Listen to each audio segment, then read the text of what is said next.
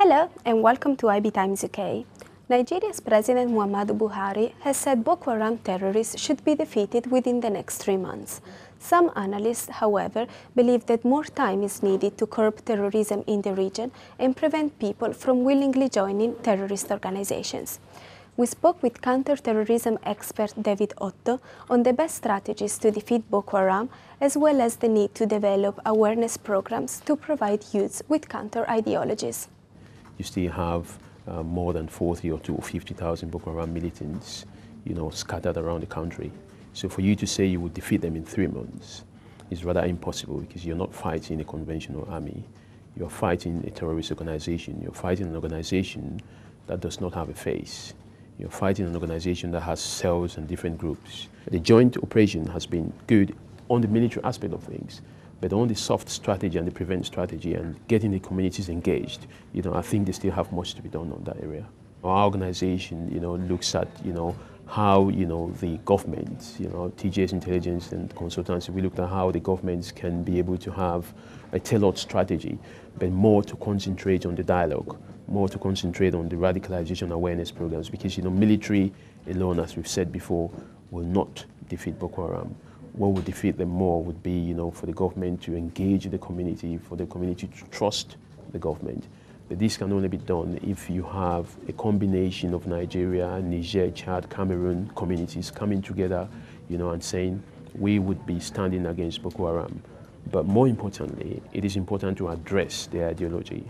Because if you kill the militants like it was done by the Chadian government a couple of days ago, it will not help. What it would do is it would inflame, the organization more, as the death of Yusuf did. Boko Haram, which recently pledged alliance to the Islamic State terror group, has killed thousands of people in northern Nigeria and neighboring countries since its insurgency became violent in 2009.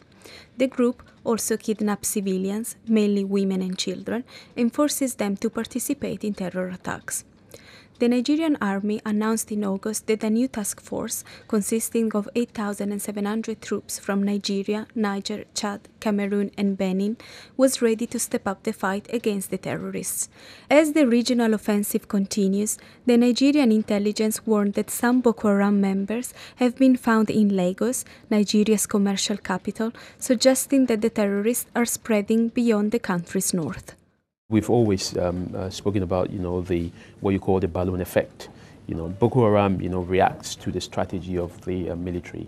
So initially, what they will do is, once they get attacked in Maiduguri, in the instance, they move to Sambisa Forest. Now that Sambisa Forest is under pressure and under attack, from the Joint Operation Task Force, what they've done is now they've scattered around, so if they've gone around to the south, where the military least expect them to be.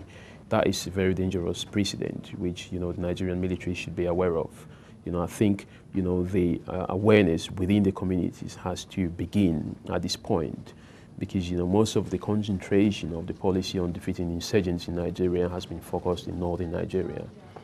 But they know this, the Boko Haram militants know this. So what they're doing now is, they're moving to the south of the country.